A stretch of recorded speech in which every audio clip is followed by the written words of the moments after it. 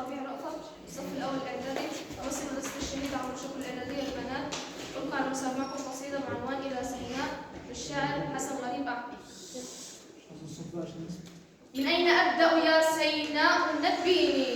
من مبدأ العنف أم من مبدأ اللين؟ إن المبادئ في أيامنا كثرت حتى ضللنا، فأين الضرب دليني؟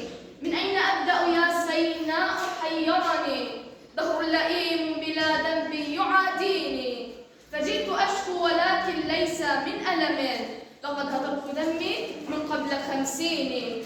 من أين أبدأ يا سيناء أسكرني شوق إليك وليل السهد يطنيني، إني أتيتك والأشواق تحملني حتى حسبت بأن الأرض تطويني، لقد حملت فؤادي وهو مستعر تبكيه نار الهوى والحب يحدوني، إذا كتمت حنينا غير منكتم فالعين تفضحني والوجه يسبيني، يا زهرة البين لم أبرح أراودها عن نفسها شغفا والدهر يقصيني، قد قيل لي إنها في حسنها انفردت فتانة حلوة من غير تزيين، أغصانها غضة خضراء مرقة فواحة الطيب ضاعت